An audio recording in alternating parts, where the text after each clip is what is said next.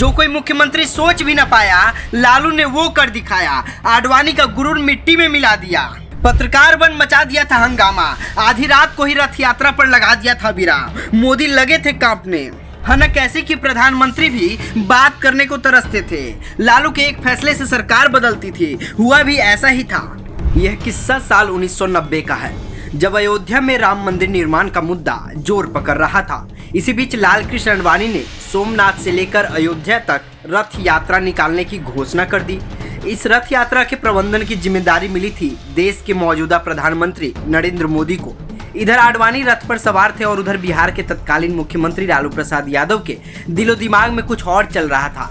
उन्होंने बिहार में लाल कृष्ण आडवाणी की रथ रोकने की ठान ली थी और इसके लिए पूरा प्लान बना लिया गया था। आडवाणी की रथ यात्रा धनबाद से शुरू होने वाली थी और उन्हें सासाराम के नजदीक गिरफ्तार करने की योजना थी। हालांकि यह योजना लीक हो गई। बाद में धनबाद में गिरफ्तारी का प्लान बना, लेकिन अधिकारियों के बीच मतभेद के बाद ये योजना भी खटाई में पड़ गई। इस बीच आडवाणी की यात्रा का एक और पड़ाव था समस्तीपुर। लालू यादव उन्हें यहाँ हर हाल में गिरफ्तार करना चाहते थे।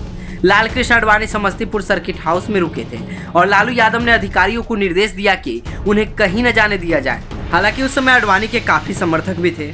ऐसे में उस दौरान गिरफ्तारी के बाद बवाल होने की आशंका भी थी। ऐसे में लालू यादव ने इंतजार करना ठीक समझा। इसके बाद देर रात करीब 2 बजे लालू यादव ने पत्रकार बनकर सर्किट हाउस में फोन किया ताकि यह पता लगाया जा सके कि आडवाणी के साथ कौन कौन है। फोन आडवाणी के एक सहयोगी ने उठाया और बताया कि वो सो रहे हैं और सारे समर्थक जा चुके हैं। आडवाणी को गिरफ्तार करने का यह सबसे मुफीद मौका था और लालू यादव ने इसमें देरी नहीं की। 25 सितंबर को सोमनाथ से शुरू हुई आडवाणी की रथ यात्रा 30 अक्टूबर को अयोध्या पहुंचनी थी, लेकिन 23 अक्टूबर को आडवाणी को बिहार में गिरफ्तार कर लिया गया। आडवाणी की गिरफ्तारी के बाद केंद्र की सियासत में भूचाल मच गया। बीजेपी ने केंद्र में सत्तासीन वीपी सिंह सरकार से समर्थन वापस ले लिया, जिसमें लालू प्रसाद यादव भी साझेदारी थे और सरकार गिर गई थी। कहा जाता है कि प्रधानमंत्री विश्वनाथ प्रसाद सिंह ने मंदिर के सवाल पर बीजेपी से टकराने का फैसला कर लिया था। 23 अक्टूबर की सुबह बिहार के समस्तीपुर में बीजेपी नेता लाल कृष्ण आडवाणी की रथ यात्रा रोक दी गई। उन्हें समस्तीपुर के सर्किट हाउस से गिरफ्तार कर लिया गया। गिरफ्तारी के बाद लालू ने उन्हें बंगाल की सीमा पर दुमका जिले के मसानजोर में स्थित एक निरीक्षण भवन के कमरा नंबर 3 में आडवाणी, कमरा नंबर 4 में उनके साथ यात्रा में शामिल महाजन को रखा। इस निरीक्षण भवन के आसपास 15 वर्ग किलोमीटर के क्षेत्र को सील कर दिया गया। किसी को इन बंदियों से मिलने की इजाजत नहीं थी। लालू से पहले आडवाणी की रथ यात्रा को यूपी के देवरिया में रोकने की प्लानिंग थी। मुलायम सिंह यादव इसके लिए तैयार थे। रथ रोकने वाले वे पहले नेता बनने वाले थे, लेकिन उस समय केंद्र में मौजूद बीपी सिंह लालू के ज्यादा करीबी थे।